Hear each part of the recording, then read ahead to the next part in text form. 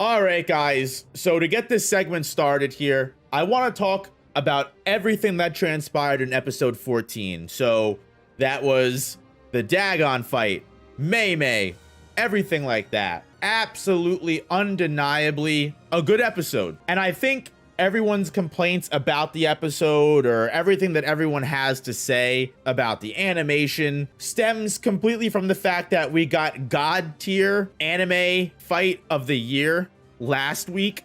So anything that came up after this was going to be a downgrade. There are certain cuts that we need to make. There are certain restrictions, and overall Mappa just has such a horrendous work schedule, and the animators get so much work put on them. The fact that they're animating the final episode of Attack on Titan, that thank God they're going to be done with that franchise and they can free up a little bit of the animators for other portions of other series, or at least hopefully, God forbid, give them a fucking break. I like how giving them a break didn't even show up in my mind. Shows to you how the animators are thinking of these people. Despite any fallings or despite any like downsides that people may have noticed, I ultimately thought everything that happened was super cool. I thought it was a good adaptation of the fight. Mei versus the smallpox deity was definitely the highlight of the episode when it came to sequence and animation. Mei figuring out the smallpox deity's domain expansion rules. I also like that they added a small little addition to the fight where Mei, instead of just saying that eventually she'll run out of stamina and the reason why she won't do well against Kenjaku after the fact is because she'll be down stamina, it actually turns out that despite the fact that she's breaking these boulders and is ultimately getting one over on every summon that this smallpox deity does to her, she will eventually die. She can only take one or two more before she does just suffer from the curse, regardless of being able to break out. So she discovers the crow is using enough cursed energy to get the target taken off of her, which was another addition to the fight that I loved and makes sense how she figures that out. Wee using the simple domain, and Mei just fucking full on just turning on the smallpox curse and then hitting it with bird strike. I loved it. They did it super quick, couldn't complain whatsoever. When it came to the opening sequence of the Dagon fight, that was probably my least favorite portion of it. Naobito, Nanami, and Maki all attacking Dagon at once. I felt like, personally, at least in the manga, it was supposed to be implied that when Naobito's like, we're all gonna go up against you using speed and attack power, that didn't really seem to translate because they all attacked him at once and then Dagon immediately bursted the water stream and then Naobito jumps above him right from the start. My honest opinion, in the manga, it seems like they hit him with so many different attacks and they keep just overwhelming his water barrier to the point they start to break through, and that's why Dagon goes impossible and then like breaks the shield and like just blows it up so he can escape. Whereas in the anime, they don't even land a single attack. Dagon's immediately like, no, which I was just like, okay, all right.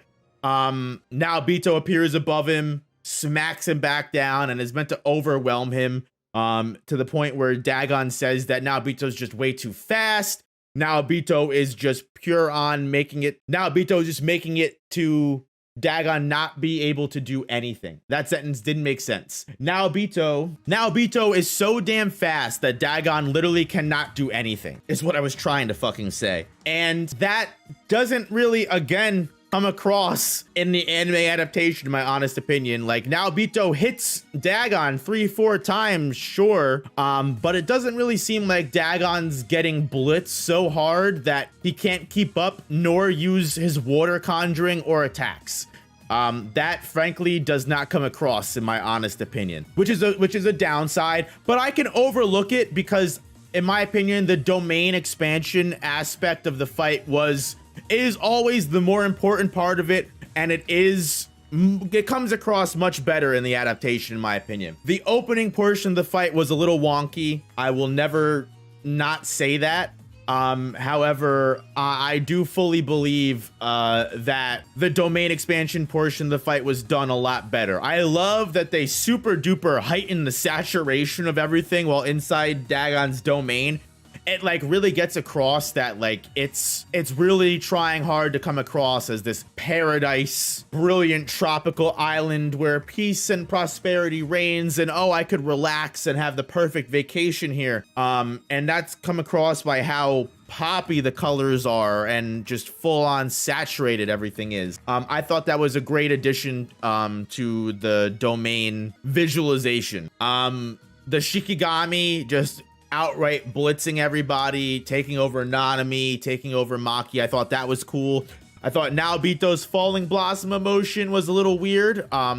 I expected Naobito to be more so like just like taking his hands and like chopping all these things up. That's how I thought falling blossom emotion looked, but that is more me feeling me just imagining how things went in the manga differently than what actually happened. So that's not an actual problem with the episode. That's just more me. Again, the domain expansion portion was super cool. I love that Maki calls Dagon an octo bitch.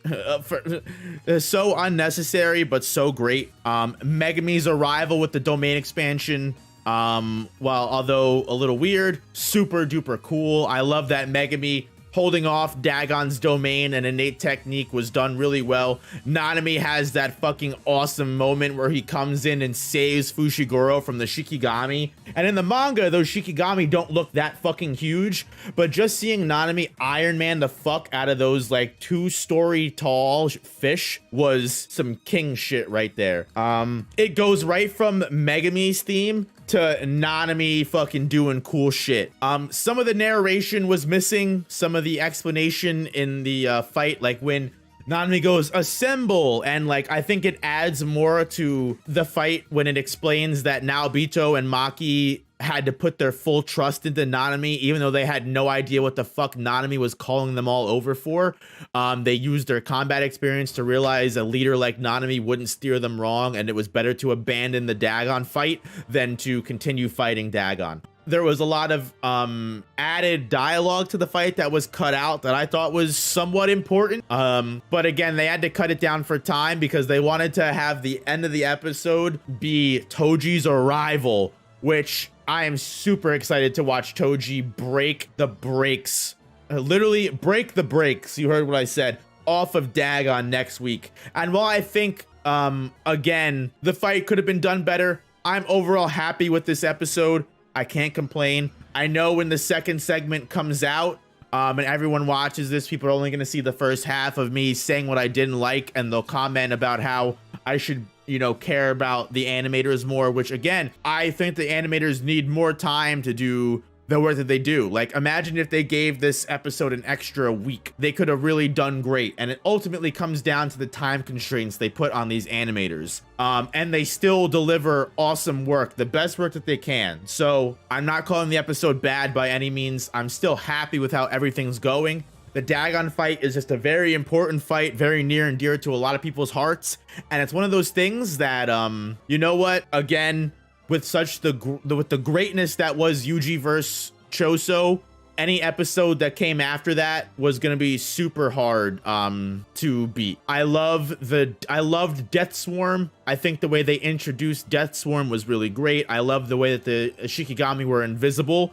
And one thing, now that I've got most of my ranting about the episode out of the way, to end the segment with something that was really cool, they did Projection Sorcery so much justice in this episode. Not only did they properly explain it and lay it out visually in a way that people should not be confused anymore if they are, they made it look super cool. Just like the person getting trapped inside the freeze frame, and the way that Naobito just fucking smacks them out of the glass and like cracks that shit. Like, Projection Sorcery was done super duper well. And again, the way that they were able to finally do the justice of explaining how like you take 1 second and then you map out 24 different movements in that second, and then you just follow that.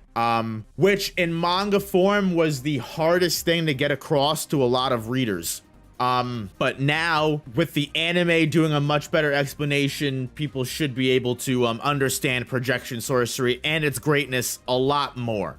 Because Projection Sorcery is one of my favorite, you know, It's one of my favorite honest to God techniques in the series, and I'm glad that Naobito isn't where projection sorcery ends. It's just the fucking beginning. And you know what? That's such a great, I was wondering what I could upload because I'm still waiting for a couple segments to get back for the second channel. I'm gonna upload that projection sorcery explained video. That's perfect.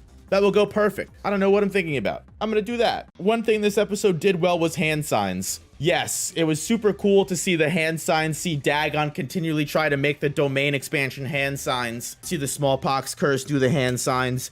And I think it was nice to see what finally happened with Dagon casting his domain expansion, how like the abyss inside of his chest or whatever just made the pattern of the domain. Super cool, because I know that was a subject of contention for a lot of people. But yeah, ultimately, I'm happy with the way everything went. I think they caught Mei Mei's fight and the Dagon fight ultimately pretty well. I'm happy with it. As we all know, the Blu-rays will improve everything.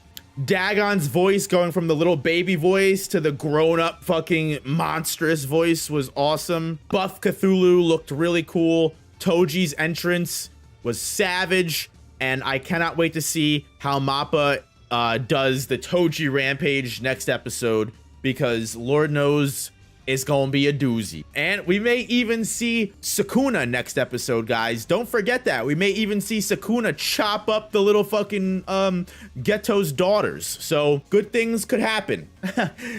Yay, murder. You guys get what I'm saying, though. Super cool moments are gonna happen. Anyway, guys, thank you so much for coming to my TED Talk about the episode in lieu of a weekly domain.